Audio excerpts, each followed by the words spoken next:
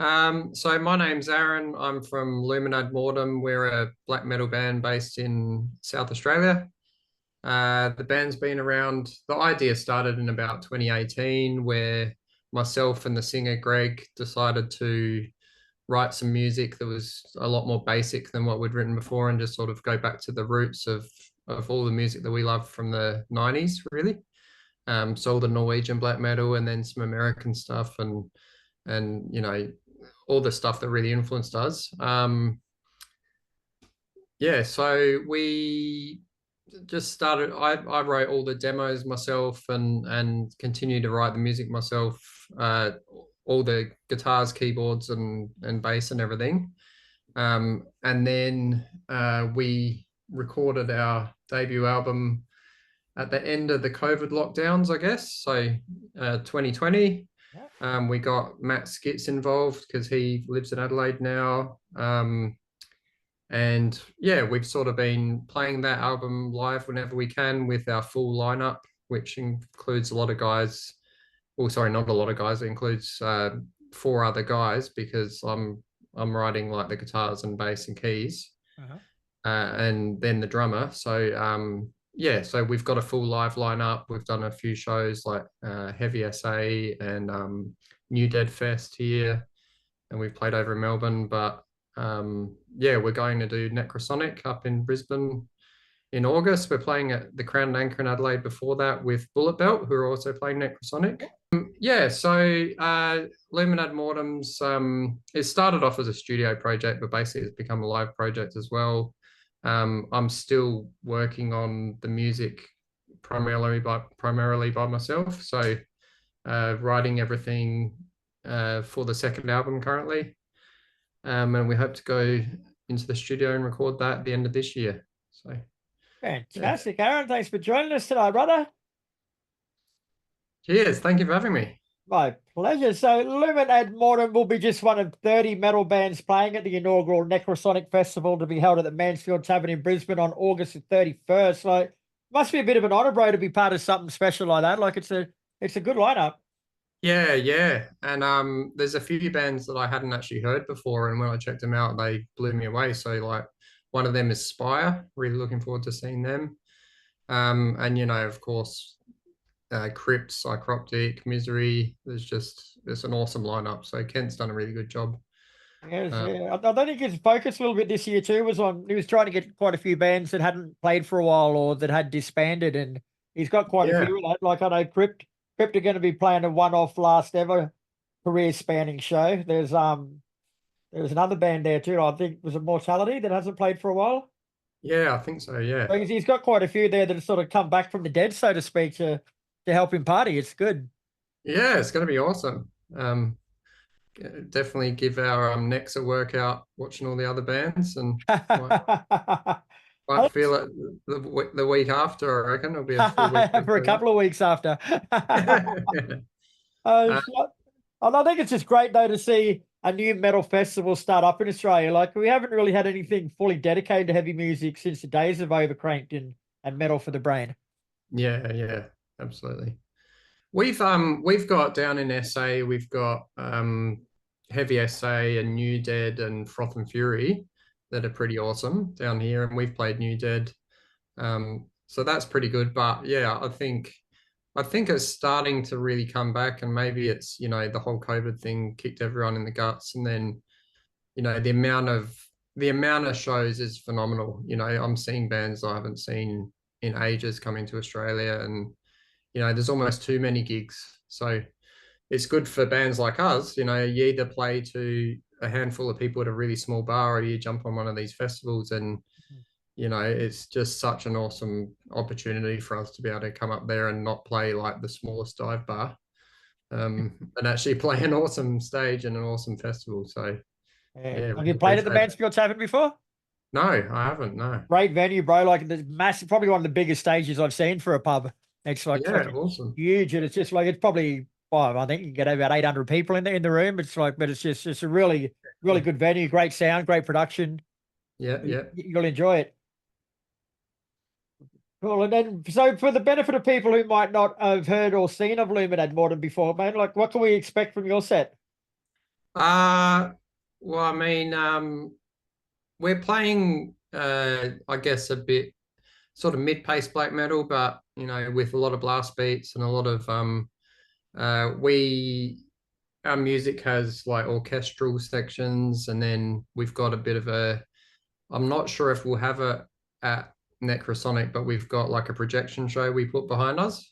Okay. But if we don't have the projections, then we'll probably just end up, having something really dark and lots of fog and lots of atmosphere. But yeah, our singer Greg's a tall, people call him the praying mantis, and he likes to scream in people's faces. He's got a lot of character. Yeah, so I don't know. We just get up there and play the tunes as best we can, and and try and create an atmosphere of dark, grim, evil shit. That sounds perfect to me. Yeah. And you sort of touched on this a little bit in the intro, bro, but Lumen Ad Mortem is essentially yourself and vocalist Greg, and you started the band back around 2019 after previously playing together in Deluge and Astrodeath. So what Yeah. was your early vision for this band, and how's it changed since? Well, I guess like a lot of musos, when we were younger, we overcomplicated things. So we made a bit of, in Deluge and my other death metal band, Sarsekam, sort of became a bit of a riff salad.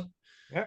Um, and I really wanted to take things back to basics and try and get back to, it sounds really cheesy, but just the emotion behind the music. Yeah. So it's a lot of it's inspired by like movie soundtracks and a bit of classical music, I guess, um, without being what's the term they use for black metal with heaps of keyboards? Uh Not, Symphonic. yeah. Yeah, without being that pompous, orchestral stuff.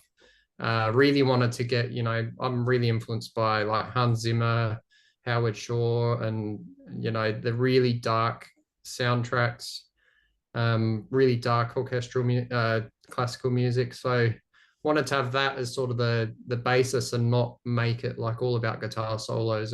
Yeah, we really had a really similar. We've always had a pretty similar musical taste. So when I said to him, "Do you want to do something that's more this sort of style?" He was like, right on board, and we've been, constantly talking about what we're going to do and trying to keep egos out of it and keep, try and create something that we both really like and discuss it and make sure it's heading in the right direction.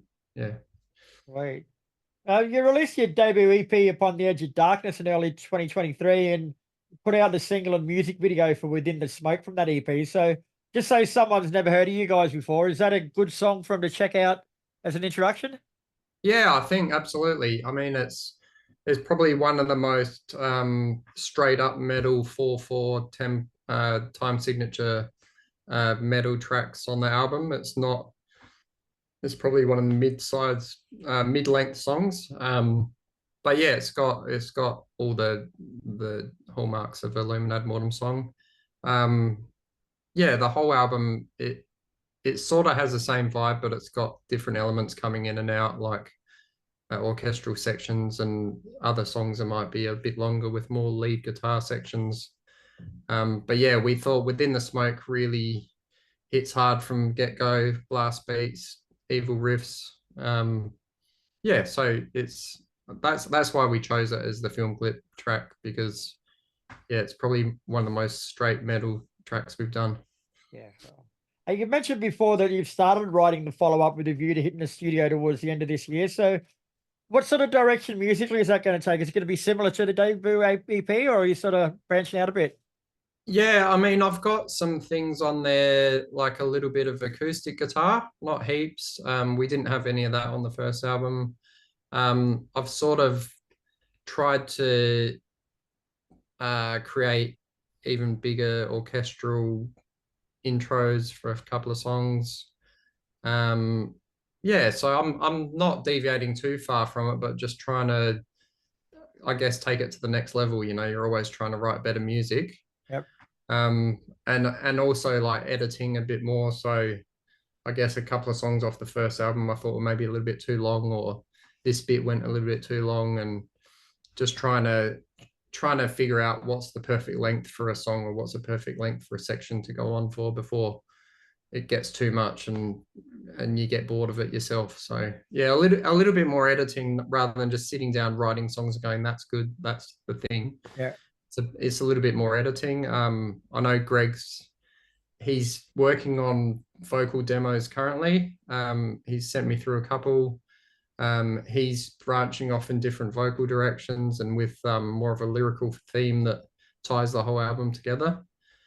But yeah, it's of the same vein. We're not completely, changing the sound of the band at all. Yeah. Right. All right, Aaron. Well, thanks for your time today, mate. It's been a pleasure speaking with you. Lumen Ad Mortem is at Necrosonic at the Mansfield Tavern in Brisbane on August the 31st. Where's the best place for people to keep up to date with the band? Which socials? So we got lumenadmortem.com is our website. Instagram and Facebook's just at Lumen Ad Mortem. People in Brisbane can go check us out at Blackened Records. He's got some of our records and merch. Yep.